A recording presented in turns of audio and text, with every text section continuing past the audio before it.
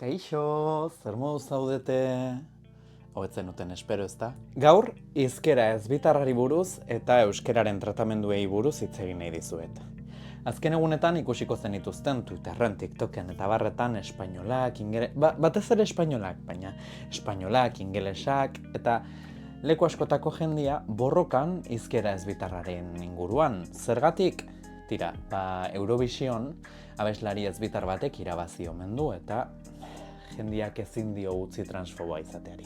Zerbaitegatik. Euskal Herrira etorrita eta euskarari dagokionez, beti esan digute generorik gabeko hizkuntza dela. Euskerak ez duela generorik. Eta hori badakigu ez dela guztiz egia. Bai, ados. Izenek, adjektiboek ez dakate genero markarik, baina baditugu bestelako hitzak generodunak. Adibidez, okurritzen zaizkit familiarekin zerikusia dakatenak. Ama, aita, arreba, aizpa, neba, anaia. Familiarekin zerikusirik ez dakatenak ere badozte, adibidez, errege, erregina. Eta gainera, euskera informalean, erderatik gehiago edan duen euskera horretan baditugu generodun hitz asko. Tipo, tipa, guapo, guapa, behin esan nion ikasle bati. Bai, oso majoa da. Eta santzian ez majoa ez, maja, emakumea da eta ez majoa. Kontua da, eta hitz horiek aparte utzita, ze bestelako meloi bat dira, euskerak baduela generoa, badu generoa hain zuzen ere ika tratamenduan. Euskaraz hitz egitean hainbat tratamendu aukeratu ditzakegu. Bat da ez da badaka, bideo honetan erabiltzen ari naizen hori. Zergatik, bideo honek ez dakalako hartzaile bakar bat, bideo hau orokorra delako.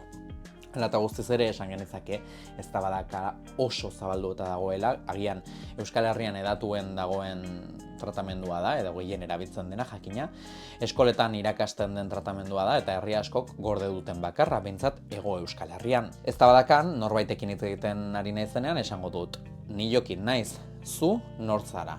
Bestelako tratamenduak baitugu adibidez berorika garai batean erabiltzen zen hori. Gaur egun esango nuke ez dela, sekula erabiltzen agian apaiz batekin erabiliko da, baina bestela berorika ez da erabiltzen.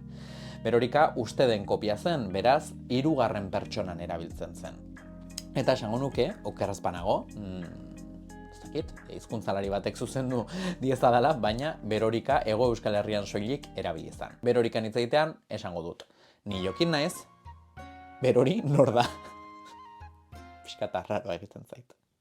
Tira, badakago hirugarren tratamendu bat. Ika, itanoa eta ikak bereizten du hartzailearen generoa. Izan ere, hartzailea emakumea edo gizona den aldatuko dugu gure hitz egiteko era. Emakume batekin esango dut ni jokin naun, i nor aiz. Eta gizon batekin esango dut ni jokin nauk, i nor aiz. Figatu zareten moduan, ikan ez da aldatzen bakarrik bigarren pertsonaren forma horiek ez, aiz zara ordez. Ikan aldatzen dira bestelako formak ere bai, alokutibo duna delako. Hau da, ez dut esango ni jokin naiz, naizta, hortan ni bakarrik egon, esango dut ni jokin nauk edo jokin naun. Badakagu bestelako tratamendu bat, zuka eta berriro hizkuntzalariek zuzendu diezadatela. Hizkuntzalariek edo bertako jendiak. Zuka, Baxe-Nafarroan eta Xiberuan erabiltzen da. Neutroa da, baina alokutibo duna, hau da, ez da badakan ez bezala, esango dut, ni jokin nauzu, zu nortzara. Eta Baxe-Nafarroan berriro, okerrez banago, nik asko ez dakit. Baina Baxe-Nafarroan badago xuka, eta familian erabiltzen da, zuka bezala, baina zu ordez xu. Hala, polita. Kontua da, esan duan bezala ikaz aritzen garenean, toka edo noka bereizten dugu, hau da, bereizten dugu gizonekin ari garen edo emakumeekin ari garen. Eta orduan, esango zuen, jokin, zergatik hitz egiten dezu ika? Simpleagoa da, zuka zitea, bai. Bakit, nire herrian ez da ikaz egiten, baina lagun batzukin egiten dut, lankide batzukin egiten dut, eta hor binarismoan sartzen gara, sistema bitarrean. Zu zara edo gizon, edo emakume. Baina jokin, zuet zara ez gizon ez emakume, bakigo. Baina, performance egiten dugu, ze netzako ika bada nahiko performatikoa. Esan ez dakat inolako loturarik. Kontu. Gauza da, ni ez bitarra izan da, daramatzatela ez dakitzen bat urte ikako forma neutroak bilatzen, zenik nahi dut ikaz in. Zuka neutrotzat dugu, baina berez izatez formala da. Eta nik ez dut nahi formala izan lagunekin gaina maite haut, asko ze politagoa da. Orduan, ikak baitu 3 marka. Itzaren hasieran H bat. Eta hori neutroa da, denontzat neutroa. Horrekin ez dakago arazorik. Emakume, gizon, ezbitar, berdin zaigu H izangoa aiz, ago, eta abil. Kitxo, maite haut, hoi neutroa da, ala denontzat. Txak, geho, badakagu bukaerako marka eta erdiko marka. Egiten dituela, baina seguraski gero ez dut egitatuko, eta gaina ez dakit non den eskubita, non den ezker, orduan. Bukaerako marka, emakume batekin N izango da, eta gizon batekin izango da K, duk, dun. Eta erdiko marka, emakume batekin na izango da, eta gizon batekin A, diat, dinat. Bukaerako marka erraxagoa iruditu zait. Zergatik, Euskal Herrian bagenekalako guazemank. Eta guazemank, hoi zer da? Bueno, da guazen. Guazenek ez du behar tratamendua lokutiborik, ze subkontibo bat da, orduan. Subkontiboan ez da itanoa erabiltzen. Baina batzuek ala jartzen zioten, esaten zuten guazemak. Eta orduan guazemank. Eta hoi neutroa da, ez? Mank, dunk, egin dunk. Egin duzu ordez, egin duk, edo egin dun ordez, egin dunk. Eta politia da, bueno, ez zaigu bereziki arrotza egiten, baina ordo. Oazen erdikora, jaja. Hoi ez da inarraza, nik katuakin praktikatzen dut, ze bestela jendeak epaitzen dago. Ze esangoet? Biak nastuko ditut? Indianat. Hoi os luzea da.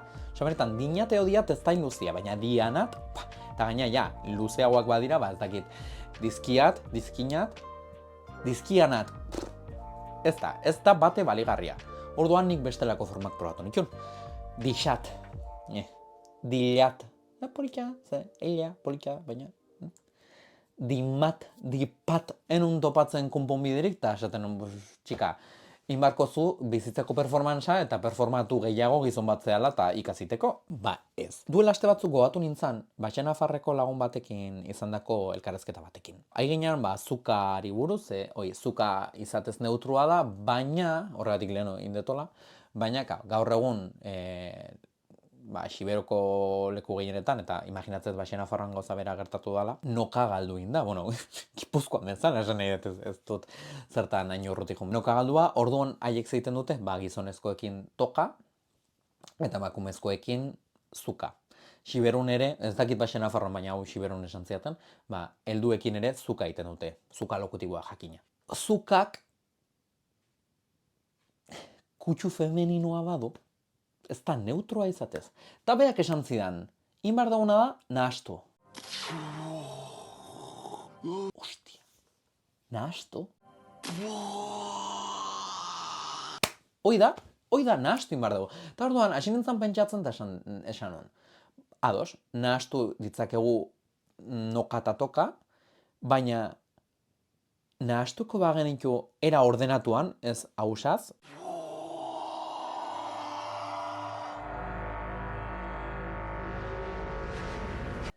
eta aizue, gustatu zitzaidan, sanon, bitu adibidez, nekin hitz egiteko. Gustu pertsona, karo, hemen, bakoitzak aukeratu dezake zer nahiago duen. Nahi gustatzen zait asko, kak bukaeran dakan soinu esplosibo hori, gaina ni irakaslea izan da, eta abesbatan kantatuta, esango jazue, bukaerako kontsenanteak asko markatzaikot. Alde batetik, koruan zuzendariak beti esango dialako, kontsonantiak benga entzun daitezela, eta nik txoria, eta geho ikaslekin markatu barria bestela zituzte egiten. Ni asko gustatzen zaizkit olako soinu esplosiboak.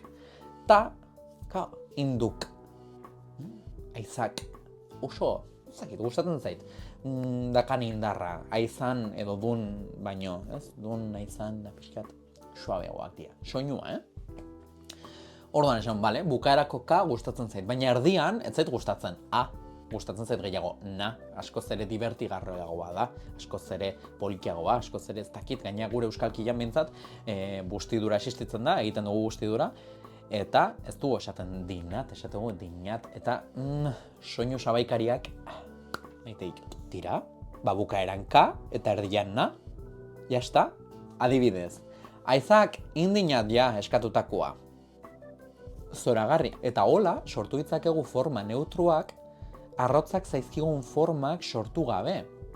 Jolasten dakagun horrekin. Eta igual, beste norbaitek esango du, ez nahi K horrek ez dit ezer esaten ez. Nahiagoet bukaerako ene. Ba, bueno, bagian, pertsona horrek aukeratuko bukaerako ene, eta erdian a. Adibidez, aizan indiat, iruditzen zait, ideia zoragarria dela. Eta dixat, edo dilat, edo dimat, edo dux, edo lakoak sortu baino, hitz egin dezakezu norbaitekin, eta erabili beti toka, beti noka, toka-noka edo noka-toka. Hoia adostu beharko genuke nola deitu bakoitzari erresago izan dadin, ze bestela ez bukaeran jarrika eta erdian pixkat liosoa izan liteke. Adibidez, bukaeran ka eta erdian na izan liteke noka-toka. Ordenagatik, esaten dut, toka amaitzen da, ka amaitzen eta noka erdian, noka-toka, eta alrebes toka-noka. Orduan, nekin toka, nekin noka, nekin toka-noka, nekin noka-toka. Neri, iruditzen zait, ideia zoragarria. Bide batez nekin nokatoka edo, bueno, bukaranka nahi zuten egin. Hala, agur!